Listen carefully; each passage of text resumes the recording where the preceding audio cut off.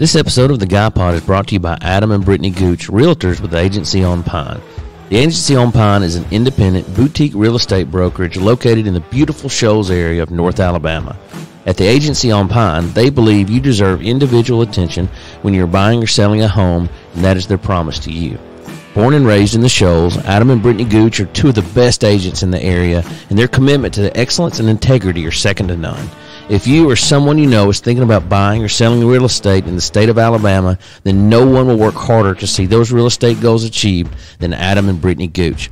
Give them a call or shoot them a text at 256-394-2156 or 256-710-5888, or you can find them on Facebook or Instagram, and you can also find them online at gooch.homes. That's gooch.homes. That's Adam and Brittany Gooch, realtors with the Agency on Pine. Now here are your hosts to the Guy Pod, Skip Nichols, Josh Kelly, and Adam Gooch. And welcome to the Guy Pod. I'm Skip Nichols. Josh Kelly. Adam Gooch. Hey, everybody. What's up? Hey, guess what? So before we get started, we have a special guest today. It might get a little bit confusing, but the man, the myth, the legend, Josh Wilburn. What's up, everybody? Glad to be here. Awesome. To help us with the confusion, I will tell you one of Josh Wilburn's aliases is he's also known as Girth Brooks. Girth Brooks. True story. Plus size male model. It's a thing. I love it. Yeah. I love it. I love it. Stoked to have Josh on. Me and Josh been friends for 15 years Probably or so, something like that. We go way back. Josh is a construction guru. Yes. Very good at the building of things. When Casey and I moved to Florence, fun fact, Brittany's mom and stepdad were our next door neighbors. So literally our first friends in the Shoals area were Adam and Brittany. That's it. Interesting. Wow. It's a good way to start. I mean, it's only downhill from there. And also to differentiate between the two Joshes, Josh Wilburn is actually male. What's differentiate? What did you say? Differentiate. Differentiate. Well, this is exciting. So Josh and his company's done a lot of work at our office, at our house. They build stuff, and they're really good at it. Their company is the creator of the stand keg unit. Yeah. In the office. We have a my urinal, but it's made out of a keg. They created that. I did. It was amazing. It still is amazing. Full disclosure, that's Ben's baby. He did every bit. Yeah, he did all of it. You can take some credit. Yeah, I mean, I'm like half owner of the company, so I'm going to take all of the credit. That's how it works. But he really did every bit the person that comes on the podcast gets to take the credit. That's it. Boom. That sounds good. Yeah, No. I'm for that. Person that joins us on the podcast. We will only Ben, do you're this. coming on next. When Ben's on shift, we'll only do this for that reason. I love it. I love it. I love it. So I saw something on Facebook, Gooch, that y'all had some kind of board game and y'all were hunting. What's this? Tell me what that is. So, America itself has somehow developed this fascination or obsession, maybe, with like murder and serial killers. And so it's been going for a long time. But as with anything in capitalism, people figure out ways to make lots of money off of people's obsessions. America. And so we actually bought a subscription box that each month we get a box in the mail that kind of has a bunch of evidence and clues, and you spend several months basically trying to solve this murder that happened. And so we have people over and we hang out and we have the big board that we put the map up and the pictures of the suspects and break it down. But I'm a detective, man. So how long does it take to go through that? So it's a 6 month, to get all the evidence in the case, it's 6 months. If you do every month. Now you can choose to go faster if you want to. So this is like a huge game of Clue. Yeah, basically. On a larger scale. For sure. But it is very well done. Like you have to, obviously it's 21st century. So you get on, you check out social media stuff, they have all kind of stuff set up. So you get more clues online. Oh yeah, you have to use the internet. You have to log in. You have to search. If you're a detective, you're solving murders. So the one I'm in right now is, I think the name of it's like Class of 98. And basically there was a murder that took place at a high school reunion. And so you get all the interviews and all the witness statements from all the people at the reunion, and you have to go through and figure out what happened to this dude. Why is it so? Why do we have such a fascination? Like I think about all the TV shows, and like I like anything that Dick Wolf does. Yep. Oh yeah, I mean Law and Order, Law and Order FBI, Law and Order SVU, Law and Order XYZ, Criminal Minds. I had to quit watching Criminal Minds. CSI. Yep. Trying to figure out. Did you ever watch Criminal Minds? People? No. So I had to quit watching it because it was getting like too deep. Yeah. But I don't understand it. I mean, I fall into that category because I like watching all that stuff, and it's horrible. Why is that so interesting? I'm not really into the whole murder show thing per se, but you're kind of going where I'm going with this. So I started thinking about CSI Miami, and it just, I think, I don't know, it gives you something to do, because I would catch myself watching CSI or CSI Miami, and you see something that looks weird or out of sight, and then all of a sudden you think you're a real detective, and you're like, well, he was driving a late model S10 pickup. Oh, yeah. Tag number XYZ4370 or something. And like you catch yourself remembering it, thinking you're going to be like the star witness. Right. When in reality, the dude's probably just buying some Marlboro Lights and going to do God knows what, and you're never going to be on the stand. Yeah, and they're not calling us to the stand, but, we Ashley and I, we will sit in the living room and we will talk to the television. Oh, yes, for sure. About different things that we see and like clues that they reveal to the audience, and we will literally have a one-sided conversation with the television. So I mean, it's happening everywhere. I watched a show on, I don't remember if it was Netflix or Prime or what, but on Jack the Ripper. But it was trying to figure out who actually Jack the Ripper actually was. Yep. And they claim, I forgot the guy's name, doesn't matter now, but they actually think they figured out who it was. I watched like 3 episodes of that. Oh, you get sucked in, because in today's binge watching world, I mean, it's like episode after episode after episode. They release this stuff 13 episodes at a time, and before you know it, the whole weekend's gone, and all you've done is sit there and gotten fatter, eating popcorn and drinking Coke, and trying to figure out, what's the next step in making a murderer. Yeah. That's one of the best ones in my opinion. That's a very good one. Oh yeah. Was it How to Make a Murderer, right? No, making of a murderer. I think it's Making a Murderer. Yeah, Making a Murderer. Have you seen that? I have not seen it. I don't watch that stuff, but I think as a society in general, especially kind of our generation, everybody wants to know the question why. Yep. Why does somebody do this? Why does this work? What makes that person tick? So I think we're innately curious to the point that you're like, oh my God, that's totally gruesome, vile, and terrible. I can't believe it's a show, but I've got to watch every episode of it. I think it's some level. Skip, maybe you can speak to it since you're the actual educated one here. But I think it's like education. I do. I think it's like a psychological, like if you trace America, because it's totally an American thing. Like I read a statistic that said that, like the United States has 5% of the world's population, but we've had 67% of the world's serial killers. It's awesome. Yeah. But I think there's a fascination, America, like psychologically, because if you go back, even back into the 20s, whenever, like before it, what we watch now is serial killers and all that type stuff. Like it used to be the mafia, and again, it's this like vile, heinous, criminal organization, but it dominated, film and television and like books for so long. And you almost get these villains that sort of become this like larger than life infamous, like pseudo heroes, basically. And that's what's happened. So I think, the CSIs and all that, that's sort of a mirror, but the same thing when you talk about like Jack the Ripper, I mean, it all goes back to the, the Ted Bundy, like that was the first, I believe that was the first televised court hearing in the history of the country.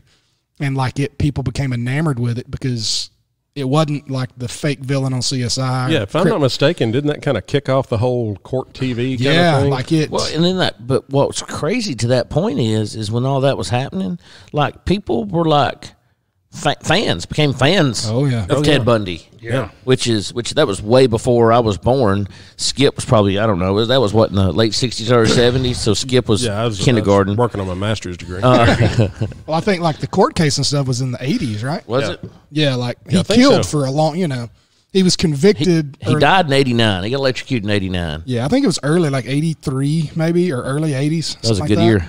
That was a very good year. Sure, me and Gooch were born. I know we've remade that thing about 9 times so far. Even Yes. Zac Efron got in on it. He did. yeah. That's a good one, though. What's that He was a one? pretty good Bundy. That's I don't the think newest I've ever one. seen a Ted Bundy movie. I didn't know they had movies about There's a brand Ted new one Bundy. on Tons of Netflix, them. bro. Dude, Yeah, Really? Yeah, Zac I've Efron. seen the is, one where you could the almost watch one by mistake. There's so many of them. I had yeah. no idea. Yeah. I mean, I remember the one about Dahmer with fava beans and the. I think you're confusing Yeah, things that's again. that's Silence of the definitely- Lambs. Silence man. of the That's Lambs. totally- That was yeah. after Jeffrey Dahmer, wasn't it? It wasn't. No. No. Was it not? Dexter was after Dahmer. Now Dexter was that's a pretty awesome show. Yeah, Dexter was loosely based on Jeffrey Dahmer. So I'll get watching stuff like Dexter, and then I'll become like on the side with the serial killer, and I'm like, this is dumb. I got to turn it Yeah. off. So happened to me with Breaking Bad. yeah. I started watching it, and I was like, I'm for you, you meth dealer. Yeah. And I'm like, nah, I'm turning it off. Yeah. Team meth. Yeah, but that like Dahmer, or Dexter, he's only killing bad people. So you find yourself like, yeah, he deserves to die. Kill him, and then you're like, what's happening with me right now? But I think there's just something that if we can see it outside of ourselves, we almost feel like we're not broken like that, or It's kind of like you can't look away from a train wreck type thing. I absolutely. mean, you guys clearly watch more of this than I do, I guess. But is it the whole train wreck thing, or is it like in your mind, do you think you're subconsciously training yourself to like, if somebody comes at me, I now know what to look for. I've logged in about 100 hours of this. I think a lot of it, from a psychological standpoint, a lot of it is people are trying to prepare themselves for the zombie apocalypse. right. Just saying, if that ever does happen, I'm ready. Yeah, All you got to do is get over to Jackson Avenue. you're ready. We're good. I have enough food, enough water, and enough guns and ammo to I survive. don't want to talk about your nasty buckets of food. They're good. So I've got these 5-gallon buckets. I'm not going to say the name of the company because I don't make anything off of it, but they're like they fluctuate between $100 to $115. And it's enough food to feed 2 adults for like 3 months in this 5-gallon bucket. But if you dial it back to like 2 meals a day, it could last you a solid 6 months. I have enough to feed my family for a long time. And then I've got gallons of water. I'm not really worried about like the end of the world type stuff, zombie apocalypse stuff. We live so close to TVA reservation over here where it's a nuclear power plant. Yep. And then we're an hour and a half from, not even an hour and a half, a solid hour from Redstone Arsenal in Huntsville where literally they make all of the missiles. So if anything was ever going to get bombed, that's where it's going to get bombed. And my thing is, what if we lose power? Literally, if the power went off today and didn't come back on for 2 weeks, it would be like rioting in the streets. You couldn't just go to Walmart and buy some Totino's pizzas. Going to Walmart is kind of like walking into a riot. It is. But just think about it. What if the power went off for a month and then you're going to be without Wi-Fi, and your whole family is going to lose their mind, and all the MREs you've got in a 5-gallon bucket aren't going to do you any good, man. Well, I'm just saying, everybody says, well, I can go hunting. Can you really? I live in the middle of Muscle Shoals. Kill a coyote. I mean, yeah, there's coyotes everywhere, but I mean, like, And no, most people can't. I mean, it's not like right now you can go try to shoot a deer, but I mean, the chances of you going out and, I mean, it's just, that's not realistic when you live in the middle of the city. Now, if you lived out in the middle of nowhere, maybe, but that's the thing that I'm, I have. So I've got like $600-700 wrapped up in it. So it's not like I'm, have an underground bunker. They're not making a reality show about you. No, Not just yet. No. Not yet. But back to reality shows about serial killers. Yeah. I think a lot of it goes back to like, we joke a lot on the Guy Pod about me being the old guy because I am the old guy. And I can remember like in the 70s, 80s, like 2020 and Dateline really getting their foothold.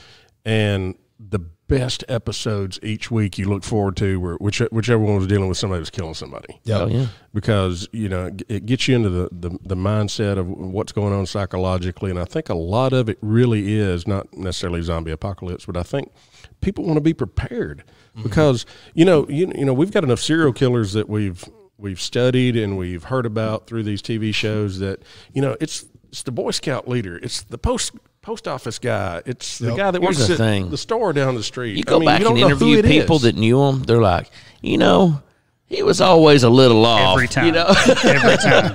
But they're all never trusted that guy. But they also too say he kind of kept to himself and was kind of quiet. I mean, so they don't raise any red flags, but then they're out there killing people and stuffing them in, making them skin suits. I don't know, man, because they go to their house and they're like, well, I mean, he was a pretty normal guy. He was making tuxedos for roadkill, but other than that, he seemed like a straight shooter. What about that Mexican serial killer? I heard he had a locomotive. Hit the button. Now. Skip, hit the button. Hit it. Hashtag No, not that dad one. joke. The good button. I don't know. Give me the Hashtag dad joke for all of Give you me the following dun- along. No, I want the button. Oh, you want the rim shot? Yeah. You want the what?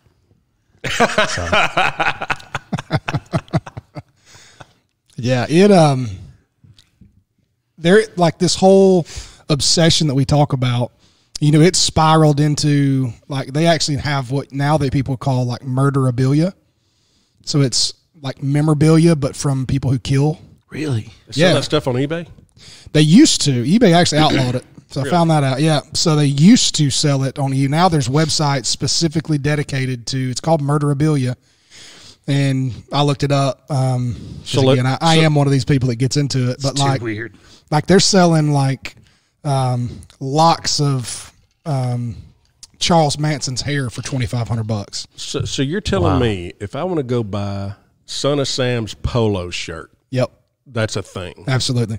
Wow. You talk about Dahmer, like they've got, you can buy like bricks, pieces of bricks from the apartment where he lived, where he would kill people for a couple $100. That's not freaky at all. Yeah. I wonder what Ted Bundy's Volkswagen's going for.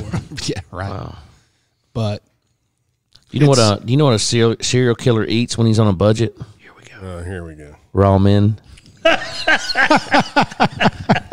That's a good one. That's a good one. It's a 2 out of 3. So I'll take do it. you think part of it is, we live in such a world where everybody is constantly posting on social media, consuming social media, and, kind of comparing your life. Do you think people like to watch that, A, out of curiosity, like for motives and what the killer's doing, but B, you think maybe they're just relieved that it's not them? It's like, well, I had a pretty crappy day, but I didn't get murdered. Yeah. And I didn't murder anybody. Yeah, I wanted to. Maybe that's a way to kind of live vicariously through either the good guys or the bad guy. Maybe so. Kind of a coping. Well, they've got so you can read all these stories and everything about, because typically when you look at like from advertising perspective and ratings and all that, when you get into like television and media and things, the audience for this is typically women. So you get like Investigation Discovery, and every Lifetime movie is about somebody like man killing something and the woman. And but you can read all these stories about these women who, like you talked about, fell in love with Ted Bundy, not just because he was a good looking, well spoken guy, but like there's this. You read stories about once they've been convicted of murder, they're spending life in prison, and all of a sudden they start getting all these pen pals, women writing them letters like "I love you," like and it just like takes these people, like normal, educated women. Like, how do you fall in love with a guy that, Bundy was, I think he got convicted of killing 30, but they believe he killed over 100 women over like a period of years. And like now you fall in love with him after he did that. And I'm under the school of thought that if you're in jail, like for something serious like that, I don't think you should even be able to get a letter. I don't care. At this point in time, I feel like you've waived all of your human rights to anything. And if you've done something that bad, like you shouldn't be able to get letters. You shouldn't be able to do anything. I'm just curious how a dude could murder folks and be getting letters, and there's some of these little cats on whatever this little Tinder or whatever can't even get a swipe or a call back. You know what I mean? Like, what are you doing with your life when you can't even get a swipe? People are sick, man. Hey, what if a serial killer, like the media always gives them names like Jack the Ripper. He didn't name himself that. But what if like a serial killer named himself The Suspense? The suspense is killing me. Yeah. Hey, now. Set up and delivery. I don't know what. I mean, because you think about some of these That's names. actually really good. I think y'all need to double back and appreciate Josh on that. Well, my thing is like, I wonder if like they get mad at some of the names they give them. Yeah. Like Home Alone, where he gets like, no, we're the wet bandits. Spell it right. You know, like stuff like that. Like, say somebody gets murdered in my neighborhood, they call him the Jackson Heights Killer, and I was like, if I was that guy, I'd be like, that's a stupid name. Like I would have. Now, I'd want something. You can call me Nighthawk. You know. Okay, BTK makes sense. Dragon. Bind, torture, kill. I can go along with that BTK. one. That makes sense. And let's be honest, that guy looked like a killer. Real talk. Yeah. I'm not trying to profile. It could be like him, Zodiac but- and just name yourself. Really. Did Zodiac name himself? Send it in Zodiac. letters, yeah. Zodiac did name himself, yeah. So, fun fact, if there can be a fun fact about serial killers, there is a serial killer gene Really? that has been potentially identified. It's called the monoamine oxidase A gene, also known as MAOA. And it's an enzyme in humans that's encoded into that gene, and it kind of gets rid of the impulse control. It's been associated with this disorder called Brunner syndrome, where people get hypersexual, hyperviolent, and so like you could literally maybe pass this down to your offspring. Really? Wow. That's wild. So Can we I test for this? Yeah, you can literally say, so this whole, born this way or whatever. So that Yeah. could Yeah, literally be a. Natural born killer. They identified it in 14 males from one family in 1993. That's interesting. But see, that can also just be a cop-out, though. It's like, oh, sorry, it's not my fault. Maybe the family sucks. One of my favorite headlines ever was, I forgot which, it was some guy in Chicago. He was a serial killer, and he ended up committing suicide. And the news reporter said, you know what? At least he died doing what he loved. Oh my gosh! On that note, I think we need to take a quick break for a commercial, and we'll be right back. That would get me. Let's face it, sometimes local is just better. Locally grown, locally sourced, shop local, eat local. But what about local expertise? At Allstate, Josh Kelly is just that, a local. So contact Tuscumbia Allstate agent Josh Kelly today so he can help you with protection that's right for you and the things you love most. His team can be reached at 256-826-5309. Allstate, are you in good hands? Subject to terms, conditions, and availability. I'm not sure how I feel about me telling that joke and then my commercial coming out right afterwards. Oh, gosh. Sometimes it just is. You What it remember is. Buffalo Bill? Yeah. Buffalo Bill that cut up women? You know what his favorite fast food restaurant was? Chick-fil-A. Yeah, okay, I'll give you that one. Swing and a miss. Yeah. That was a nice effort, though. All right. Really, it all comes back, as with anything in our world anyway, it all comes back to money. As long as it's making money, it becomes a thing. And it really, that's where, if you trace it all the way back to, which we've had like a fascination for basically the whole century, or last 2 centuries, if you count this century that we're in, but through the 1900s. But we talked about like the Ted Bundy cases and all that. What happened through all that back in the early 80s and was the FBI actually came out and sort of put out this information that ended up being false information. Believe it or not, I can't believe the federal government would lie to us, but they put this report out that basically said that like at any point there were, dozens of serial killers like on the loose in the country. And what happened is it caused like a panic among the people and everybody back in the 80s as Ted Bundy's and all this is kind of happening and they got a face for it. And he's the guy next door. You can't figure out who they are because they're not just the insane, scary looking guys. And so what happened out of that panic was all of a sudden all these law enforcement agencies realized that they get all this money from the government to fund like task force. And well, then as they start doing that, then the media starts making all the money, and you go from Ted Bundy and all that recording to then you like, that's the early 80s, and you hit early 90s, and you go to the O.J. Simpson stuff. So then like 24-hour news cycle takes over, and from there we just spiral to, like we said, Netflix, and everything else is just. Well, and now there's absolutely zero stopping the news cycle. I mean, you scroll through your Facebook, you're exposed to news, fake news, real news, whatever. Yep. I mean, there's no stopping it. Yeah, this isn't a joke, but think about this too. They're all white dudes. A lot of them. I mean, like you name off all the ones that are famous that we know of. They're middle-aged white dudes. It's true. What's up with that? It's that gene.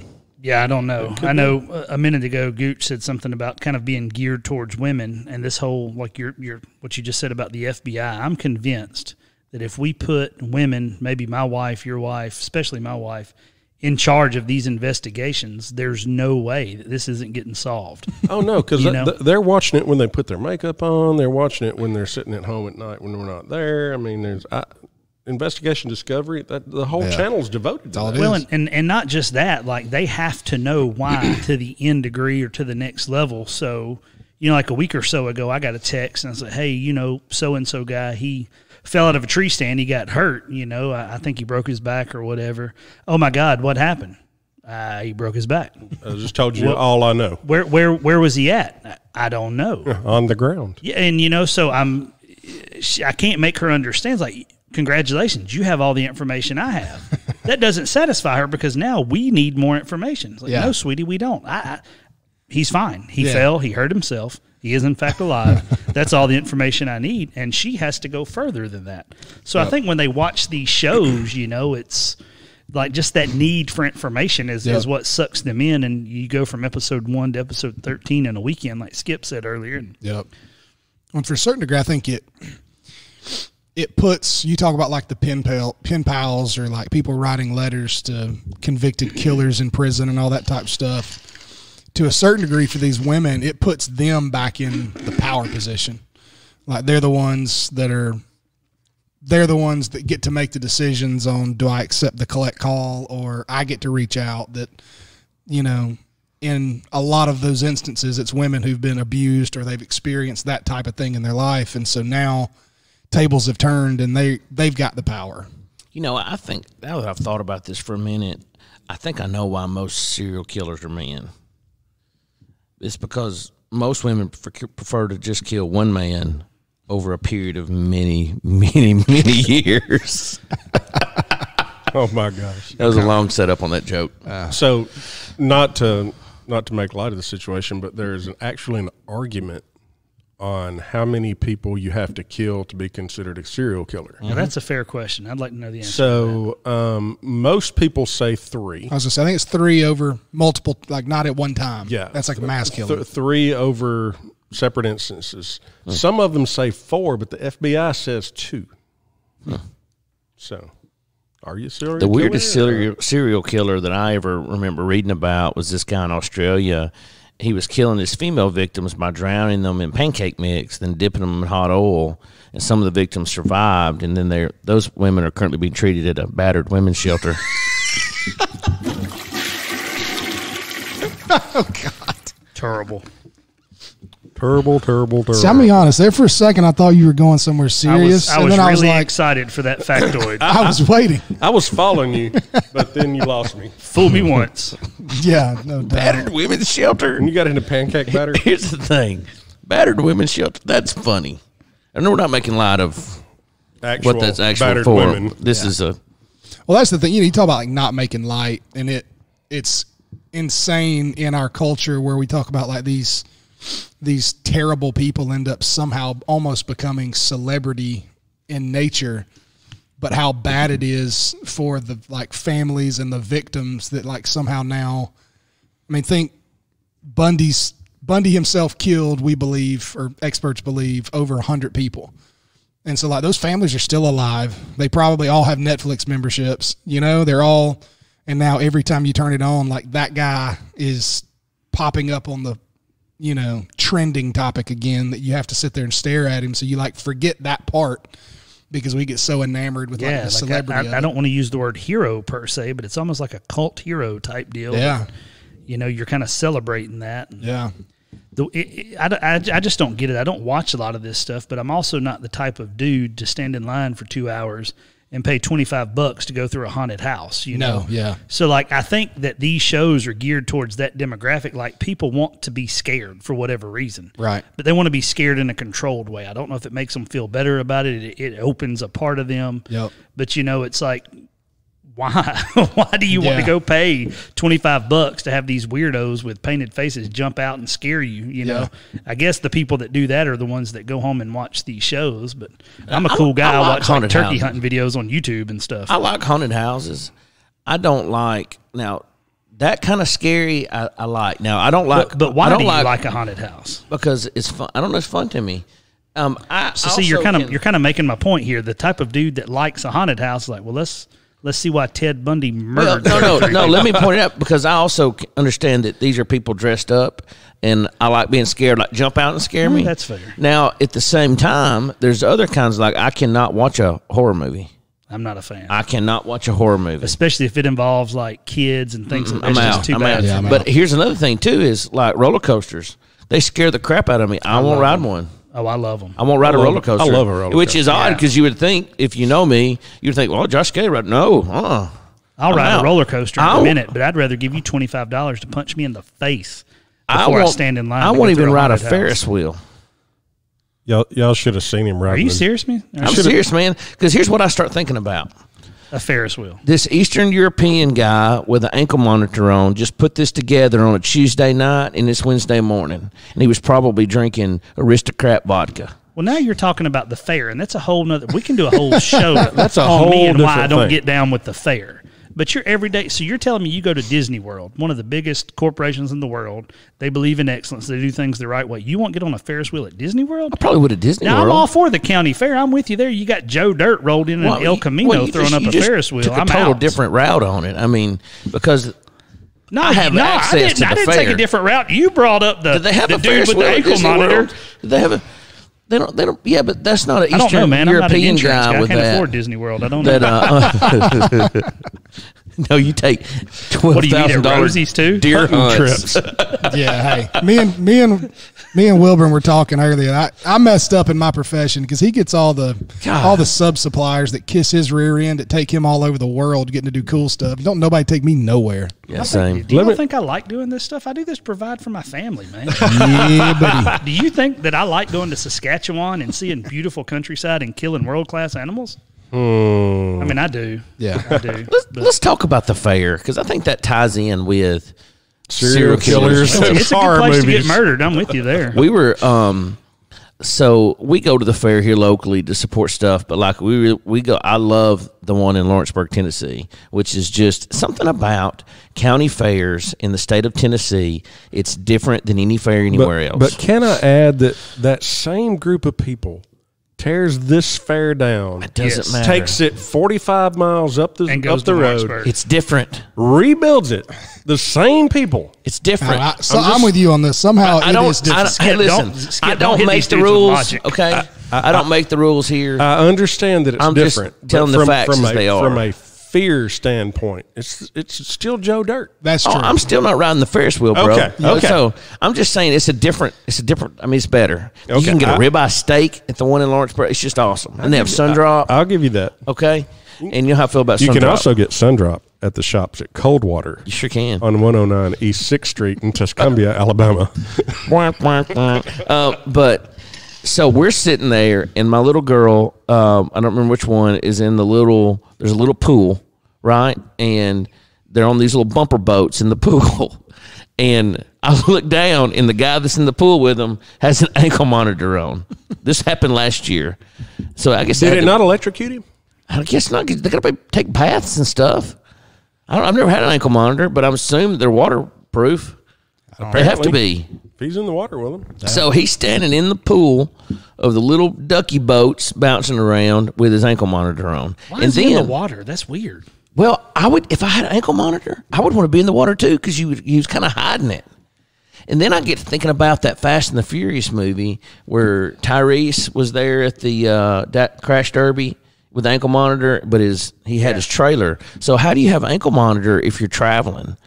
Like I think about that at night sometimes, and that was 12 technically months like ago. you're not supposed to. I don't think that's the whole purpose. That was 12 months ago, and I'm still It's thinking about it. almost like the Fast and Furious movies don't follow real logic. It's called dramatic license. Well, I'm just saying I witnessed it because this guy was definitely not from. He was definitely not from Lawrenceburg. Well, I'm here's talking about what's gonna Fast and happen. Furious, not the Lawrence County If Fair. you tell my wife this story, she's going to say, "Well, why does he have an ankle monitor? yeah. Well, he What did did he something do? bad. What did he do? What, Who who indicted him? What It'd be like What horsepower is the bumper boat You motor? have all of the information I have. Yes. I think it was I think it's Georgia. I could be totally wrong on that, but y'all remember seeing like all these memes popped up this year? It was an Alabama football game, but the team they were playing had like a running back that's in the backfield taking snaps. Yes. and he has his ankle monitor. Ankle on. monitor on. College football. Yeah, he played yeah. he plays for the University of Georgia or somebody. It's a That's why they call him Thugga. Hey, yeah, now. like it really like high level university. I wouldn't want to tackle him.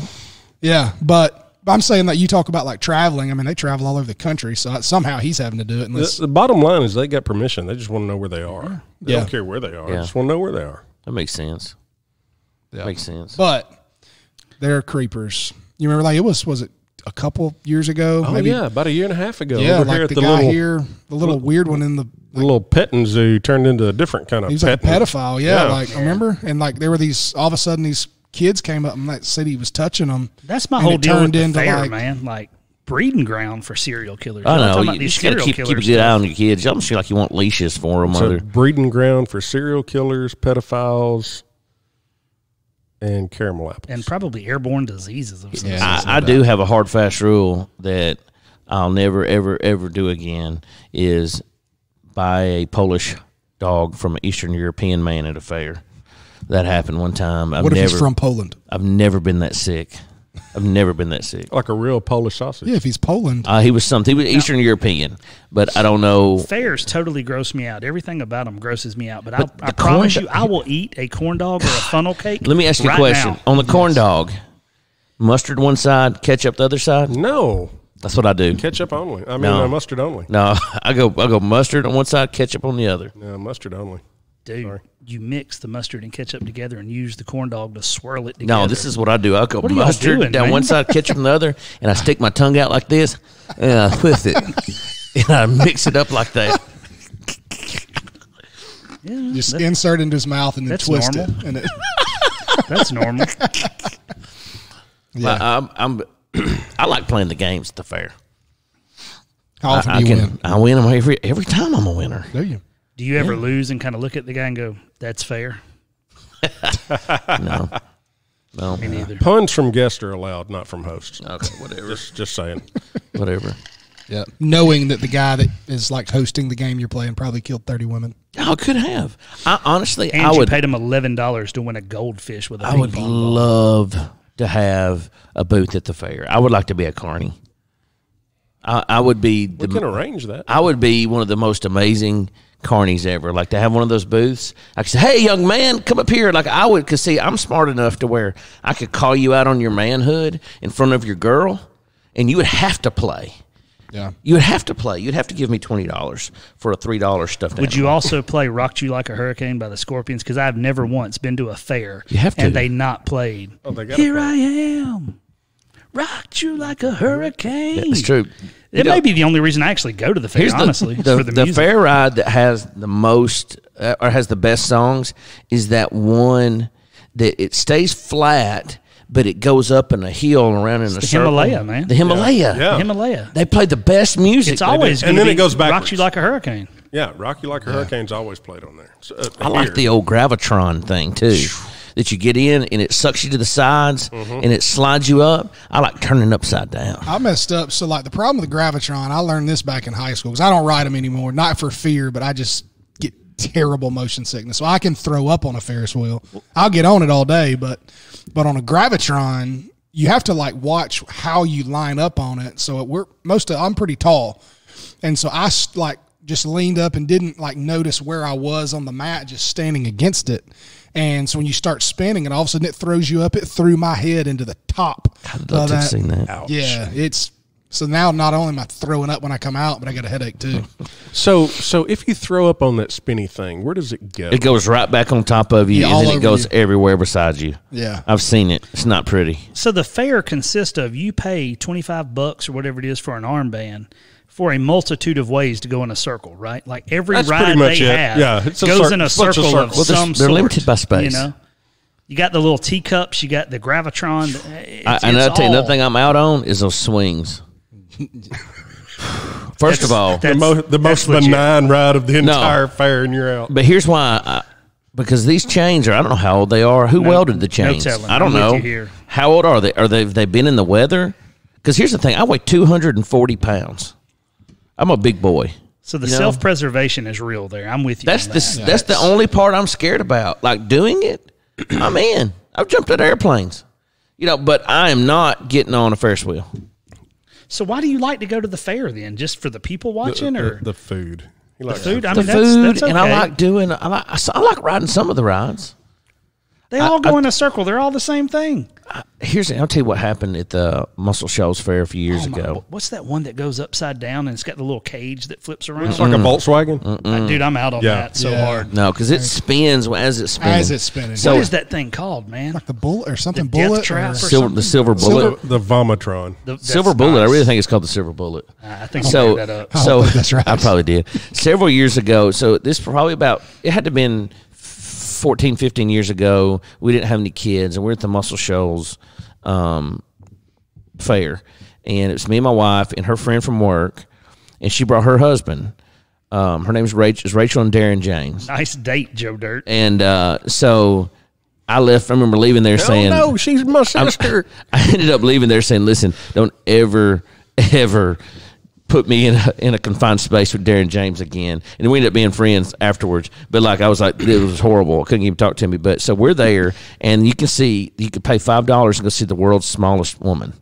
And I was like, I like midgets. I do. Can I say that? No, little people.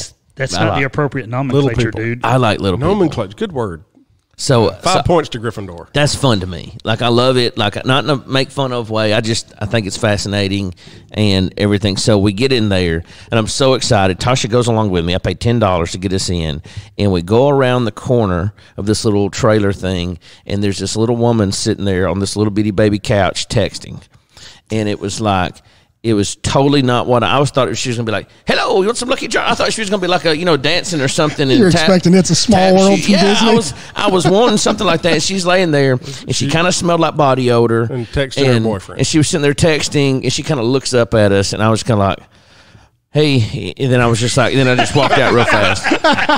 And it was one of the most uncomfortable times I've ever had because it's hard to make me uncomfortable. See, that curiosity right there, though, ties us right back to the topic at hand of why do you care? Why do you want to see that? I don't know, it was neat. And then there was the snake woman. How big was this lady, first off? She was- World's smallest woman. No, she was just a normal. I mean, So she's just a small And did we person. confirm yeah, this she was with just a- Guinness or are we? no, just, no way. She was just I think they drank a bunch of Guinness. she was a normal size small person, if that just average small person, if that makes sense. She paid $20 to see a midget sit on a No, couch. it was $10. It was $10. It was $5 each. Then you could pay an extra $3 and see the snake woman. I was afraid of where you were going with the extra $3. Yeah, hey now. And so we go into this other room, and there's a big table with this big stuffed anaconda on the top of it. In the middle, it had this lady with her head poked up through, and it was attached to the back, and she had this bumps all over her face, and it was weird. And what was great was these little boys were throwing stuff at her, and she was cussing them. And I guess I had a cell phone that had a video on it at the time because that would have been amazing to record. But it was so fake looking, and it's like they didn't even try to make it. And then these boys thought it sucked so bad, and they were picking up stuff and throwing it at her, and she was cussing them. And we left after that. Yeah. The fair, creating next generation's serial killer. Right, Yeah. exactly. man. Apparently. I think it's the traumatic experience that probably activates that gene we were talking about. Maybe? Yeah. Also, I like going. So in the South, I don't know if this is like that everywhere, but in the South, they have the exhibit booths in the air conditioned place at the fair and stuff. Like 4-H. Yeah, I love going through all of that. I'm and all the betting they businesses. don't have that in the Philippines where we actually have one listener. Hey, saying. so our listener in the Philippines, I almost learned something in Tagalog to say, but I didn't. We're excited. We have listeners in like 12 countries now. Guatemala, Chile, Canada, America, Mexico, Philippines, the UK, Spain. We got some in Spain. Guatemala. Said that. Okay. Spain said that. Japan. No. Kazakhstan. No. Put Now another we're just shrimp playing on risk. the bobby. Okay. Yeah. Before we delve too far back into this, let's take another moment to hear from our national sponsor of the Guy Pod. Let's face it, sometimes local is just better. Locally grown, locally sourced, shop local, eat local. But what about local expertise? At Allstate, Josh Kelly is just that, a local.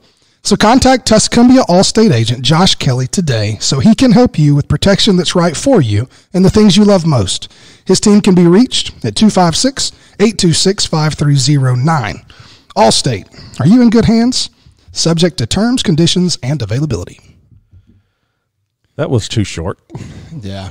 I think, kind of talking about this idea of the fair and serial killers, I think it all psychologically fits into the same vein. You talk about the oddities and the random, the shrunken human head and all that. Like, I think we're enamored by things that we have a hard time explaining, and we want to dive into it, and people will pay $5 a piece. Absolutely. So I think it's that same. Because, I mean, am I wrong, or have we all paid to go into the Ripley's Museum in Absolutely. Gatlinburg Oh, yeah. to see wax figures, essentially? sure. I mean, here's the thing. I've gone to the mob and serial killer place out in Las Vegas, the Mob Museum. I saw where the St. Valentine's Day Massacre was and all of that. They've got the chair that, I don't know, somebody was electrocuted in. I sat in it, got my picture made. Yeah. Yeah. It was neat. Morbidity is a thing. I think. Yeah. I think as a culture we're kind of attracted to some of that. Yeah. But it's like picking up steam. It's not going anywhere. No, it's not. Like from podcasts look at the list of the top 10 podcasts, and 3 or 4 of them Absolutely. are true crime related in some way. Yeah. And then, it's. I mean, I tell you, the first podcast I ever listened to was S-Town. Yeah. Which is an Dude, Alabama-based you got me so podcast. hooked on that, by the way. So yes, which is here in Alabama, and that has some crime aspect to it, but it was kind of like that. Had a making of a murder. It was like, man, I want to know what's going on here, and I just got consumed by it. I think the general appeal with that was not so much the crime part, but the peeling back of small town political sure. garbage. Dude, But it got me too. There were so many layers of stuff. I came into this podcast judging you for watching these shows, but you just called me out, man. Because I remember when you texted me that, and I was like, I don't know, we'll see, man. I'll give it a listen. And So then I looked 9 it up, and hours I later, said, you're on yes. episode 8. Well, Dude, I'm hooked. I'm at the gym and people are talking to me, and I've got headphones in, and they're like, "Oh, you jamming out? You getting yourself?" I'm like, "Shut up, dude! I'm listening to S-Town, bro." Well, I remember. I got to find out who killed this. yes. I did. Gooch, did you tell me about S-Town? I did, So yes. Adam told me about That guy's just S-Town. so weird, and man. then after I listened to it, I was like, I need to share this with somebody. And the first person I would normally share it with was Adam Gooch, but he's the one that told me about it. And so I'm like, I've got to tell, like when you get a good deal on something or something smells bad, like you got to, hey, you want to like, 100%. do You that. want to share the experience. Yeah, and so Skip had already listened to it, and so I was like, Josh Wilburn will like this. Yeah. You And were so like, I called hey, dude, you. this is super weird. Don't judge me. And I was like, I got you, man. But Josh said, I've never listened to a podcast, but actually, funny you say that. I was thinking about doing Did something you educational. explain to me how to access podcasts on my did. phone, I think? No, I walked That's him how through cool it. I am. He was like, no, it's the podcast thing on your phone. purple. And now look at you here Yeah, here I am, man. on Full your circle. on a podcast. Josh Kelly. Yeah. But that kind of what started us down this path. Yeah, it was actually a year ago right now that Gooch and Josh Kelly and I were texting back and forth, hey, let's do a podcast. And then at your birthday party, Josh, at the Golden Corral, we took the picture Yep. that is currently on our Facebook page, and we bought a domain and We bought some equipment and figured it out, and that was kind of like the impetus of the beginning of the Guy Pod. And a few months later, we recorded our first episode, and here we are 12 episodes in. Speaking of my birthday, March the 8th, the year of our Lord 2020. This should be out before then. This will be out tonight. Okay, so March the 8th, 2020, Golden Corral, Cox Creek Parkway in Florence, Alabama. You're invited. Be there at 5:30. Everybody's invited. Last year we had 65 people? I think so. Here's the story, because you're probably thinking, Golden Corral. My wife will not eat at the Golden Corral with me, which makes me like it even more. Can't blame her there. And so it's one of those things where the only time she'll eat at the Golden Corral with me is on my birthday. So we make a big deal about it. We rent out the back room back there, and there we are. We do. We hang out. It's fun. It's fun, though. We do have a good time. We have a good time. You I coming, think Josh? this year. I'm actually going to be out of town that weekend. Whatever. I think this year. Dead serious. Also kind of sub-supplier related situation. I don't talk about where you're going. No, I think we should set up like a Guy Pod recording at your birthday and make all your friends give us embarrassing stories about you. That'd be amazing. And then also maybe catalog like the menu choices and why, you know? I mean, it's like the Guy Pod Live. If I go to a Golden Corral, I can promise you I'm going to eat stuff that just doesn't even make sense to get. I'm going to get a taco. I'm going to get a piece of sirloin. That's why it's so amazing. I might have a slice of pizza. Oh, you want some sushi? Yeah, and like catfish. Maybe not even any sides. I'm just going to get like 6 really weird entrees. Well, and here's the thing. And then hate myself for it later. If you want to take that fried chicken wing and dip it under the chocolate fondue fountain, you can. Yeah, throw you some spaghetti sauce on that hog. Well, I mean, it's whatever. Like, so pro tip. Hey, Golden Corral is the real no judgment zone. I don't know why Planet Fitness claims that. That's Golden Corral all day. So real talk, hard shell taco, shell. Yep. Ham cubes, cheese, spaghetti. I'm around. You can do that. You can do that there. Yeah, you can do that. I would not recommend it. I'm not going to do it, but you had me to the spaghetti part. Thank goodness you said you're not going to. Can I say out loud that I don't really like spaghetti that much? Same. I'm just not a fan. It's my daughter's absolute favorite. I cooked it just the other night, like less than a week ago. My kids would eat spaghetti every day. And I like spaghetti. I'm in. I'm also not a big fan of Chick-fil-A either. I'm just not a big noodle guy, really. It's the Lord's chicken. I don't like it that much. Yeah, but so Golden Corral, if you're listening, you're invited. There's a Facebook event. So this is your 12th birthday? What? 37. 37. It'll be 37. 37. Yep. I vaguely remember 37. That's because it was 32 years ago. Same. Very close. Did you add that up? No, I didn't do the math. So let me ask you a question, Gooch, on this whole murder thing here. So you said you've ordered the kit, you're into it. So obviously you like the detective aspect of it, trying to solve it. Oh, yeah. But I have a theory kind of developing in my little pea brain here. I think the other side of it is people want to know how they were punished, right? So when you watch the Bundys or whatever, like you kind of want to see what punishment they got, you know? So I think that's a weird part of us is that's terrible. I got to know what sentence he got. You know? So Absolutely. Is that part of it for you or? Yeah, which I hadn't finished one yet. So I'm like right in the middle. So you're watching like 12 at a time, probably, knowing you. Well, the box deal we're in is you're talking about the game. Yeah, I was just talking about shows in general. general. For sure. Yeah. You have to because then we all have the sense of justice that you feel like, right. You know, I need to figure out how you're, and that's one of the things you talk about Bundy that was so weird is that like he almost won over everybody. Like when you watch the Zac Efron version of that story, you know, it's like John Malkovich is the judge. Josh, you said you didn't know that, but even when you watch the real recordings of the Bundy hearings and stuff, you can tell the judge in this case, because Bundy he's his own lawyer basically, he represents himself, and but he really likes him, they're like buds as he's up defending himself. And the judge, famously kind of finishes up telling him, I wish you'd have made a great lawyer. I would have loved to have tried some cases with you. I don't hold anything against you.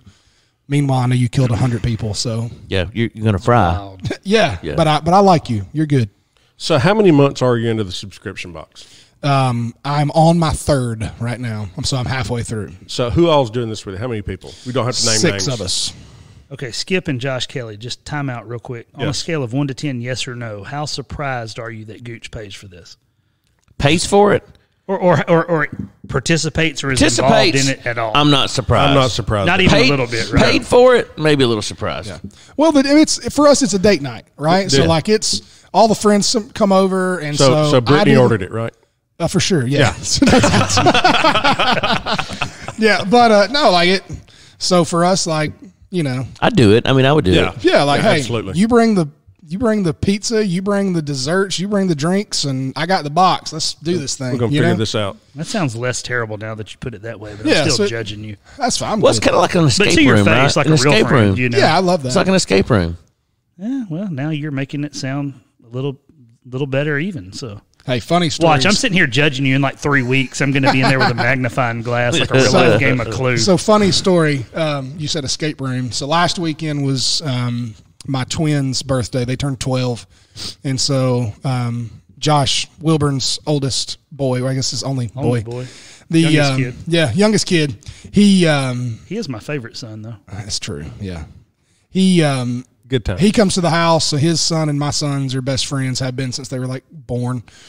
And so they decided they want to do an escape room for their birthday. And so I took them in and so I told them, so it was kind of a moment for me, because when I called the escape room and set this thing up, I asked the owner of this place, like, hey, okay, these boys are 12. Are they going to be able to do are they going to be able to solve it? Or do I need to be in there with them, And he was basically like, well, it's definitely designed for adults. There's some stuff you kind of have to process through, but we have had 12 and 13-year-olds make it through. So if they want to give it a go, that's fine. So I went to the twins and asked, like, hey, do you just want to try this? You might get stuck and not get out, or do you want me to get in with you? And I can let y'all figure it out, but if you get stuck, I'm there. So it was the first time. So part one of this story, it was the first time in their life where they had to like basically look me in the face and like, yeah, Dad, we'd rather you not be there. We're just going to do it with our friends. It hurt a little bit. It did hurt a little bit. They're like, we got this. You're not as cool as you think you are. No, and so I stayed out. But long story short, they did not get out of the escape room. They did die, and in fact, the escape room they were in, they had to disarm a missile that was going to basically destroy the planet, and so all of us died. But it was funny because the next day, thanks, twins, I get a message from the guy that runs the escape room, because the next day he goes in to like clean up and reset everything. And at the end of their hour that they're in there, once they figured out, like, we're not getting out of here, Carson, my oldest child, apparently he had stopped at some point and hand wrote out his last will and testament on a piece of paper. Nice. And he left all of his belongings to his family except for Connor. He gets nothing. I love it. Yeah. Love it. Well, to be fair, Connor was dead with him. That's what, yeah, so he didn't think that through. He was just, I'm just not giving anything to Connor. That's funny. Yeah. So fun part of the Guy Pod is fake news. Oh, it's time. Oh, Josh. So familiar. You're familiar with fake news. You know how it works. Do you know about our record? I don't. It's really good. Let's just say that. It's checkered, but okay. Yeah, I feel like Skip is correct here, because the last one I listened to, I feel like you were kind of all over the place wanting something to be true, but Yeah, I think we failed the last one. We started off rocking, though. Yes. They're like 7 episodes in. Yeah, We're like still winning. We still have a winning record. dude, I will get it wrong every time. We have a winning record. We do. So for those of you that are not familiar with fake news, what we'll do is we'll share 3 news stories. One of those news stories will be absolutely true. The other 2 will be false. And it's up to our panel of judges, Adam Gooch, Josh Kelly, and Josh Wilburn, Dun, dun, dun. to figure out which one of these stories is true. All right. You guys ready to play? Let's do it. How do y'all feel about calling me Good Josh as we move forward? I love that. What about Bald Josh? It's fair. Yeah. One of these Joshes. Let's just shorten it to BJ. Hey, we can call him. We can call him the bearded JW, Josh, because maybe. I don't know what you did. How about one of these Joshes is not like the other? One of these Josh is not like the other. Is that a song? Should be. It's on Sesame Street. One of these things is not like the other. Oh, whatever. That's on HBO now. We're probably going to get kicked off of iTunes because of that. Hope you're happy, man. Got super quiet. You're One and welcome. done. I made it One and strange. done for I made it strange. Speaking of serial killers, Sesame Street. I made it strange for our 12th episode. Hit us with this fake news, man. All right, you guys ready? Let's do it. All right, this story is out of Metairie, Louisiana. My roommate in college is from Metairie. Real story. 8-year-old throws hat and ring for mayor's race. 8-year-old Morgan Boudreaux qualifies to run for the mayor of the largest city in Jefferson Parish. 6 months ago, Morgan's father, Chance, attended a city council meeting that he said reminded him of a bunch of children arguing on the playground. And in the public remarks time, informed the council that his then 7-year-old son could do a better job of running the city. Much to Chance's surprise, he found there was no minimum age requirement to be on the ballot, so Chance paid the $125 qualifying fee and registered Morgan for the election. City Registrar Hebert Fontenot stated that since Morgan had been a legal resident of the city for the preceding 12 months and has never been convicted of a felony, he is now certified in a field of 9 candidates to be on the ballot on March 2nd. Oh, okay. Okay. That is story number 1. Something feels real, but Skip's got to wait. And I thought I was a bad dad for making my kid play baseball. Hey, son, you're running for mayor. Story number 2, out of New Hampshire.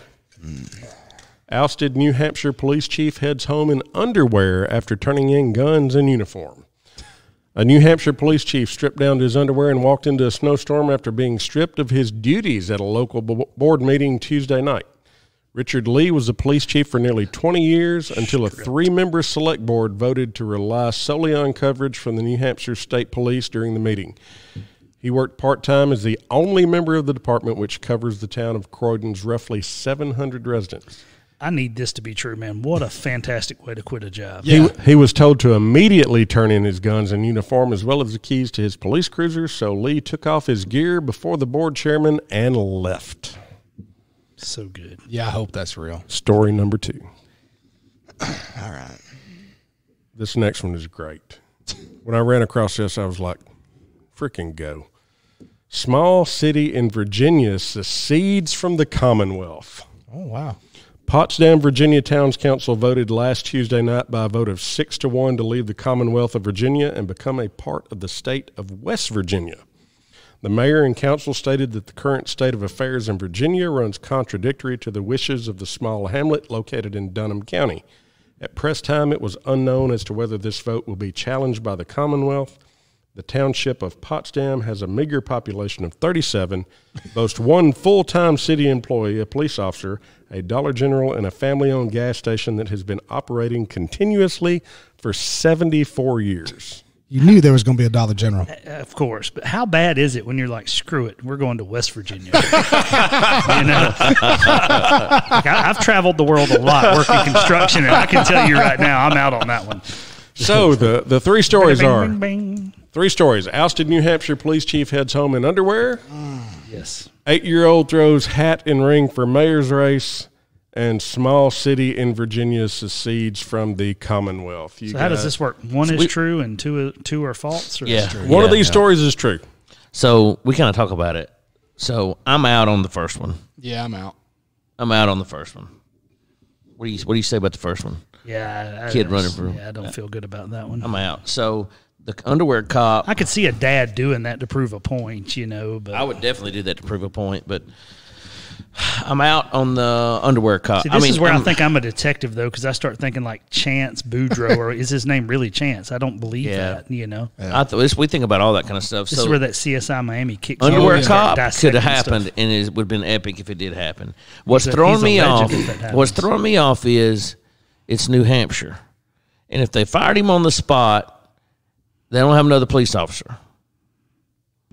So that's kind of where it's throwing me off. So you're thinking Super Troopers. Right. Well, because I'm thinking they're in New Hampshire. He's their only police officer. Why would they fire him without having another police officer? What else did they do in New Hampshire that makes sense? Isn't that where Burns from? Yeah, that's where Adam's president's He's from Vermont. But Vermont. Same thing. Same thing. Dude. Yeah. Same They're thing, right yeah. there together. South Canada. Once you get up into that like It's top part, they're all No it's- offense it's to you like folks listening in Canada. syrup Here's country, the thing. right? There is nobody listening to this that supports Bernie Sanders. I can go ahead and tell you right now. I'm pretty sure. I can go out on a limb and say that, right? I would be surprised. I think you're good.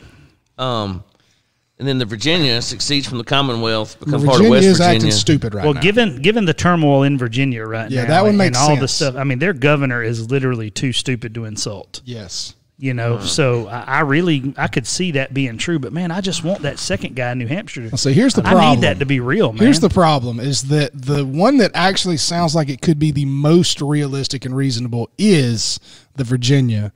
But you talk about CSI effect and like all the how you overthink things and all that. I also know Skip, and I know he would be the one to put a story in here that is the most real and then that not be the one that's true. I'm going Virginia. Are you? I'm going Virginia. I want the underwear cop to be man. I'm all in on underwear cop, dude. I need it. What a fantastic way to quit a job. I'm going Virginia. I quit Food World in 1996. Worst job I've ever had. And if I would have just stormed out of there in my underwear, man, that'd been awesome. How much cooler would that have been? You know? They'd still be talking about it. Here's my $11 worth of polo shirts and my name tag. You know, I have quit 2 jobs in my lifetime. In your underwear? I am 50 years old. I have quit 2 jobs without giving a notice. One of those was Domino's Pizza in Auburn, Alabama. True story. I left. I just didn't go back. I'm like, in 2 weeks, you'll notice I hadn't been here in the past 2 weeks.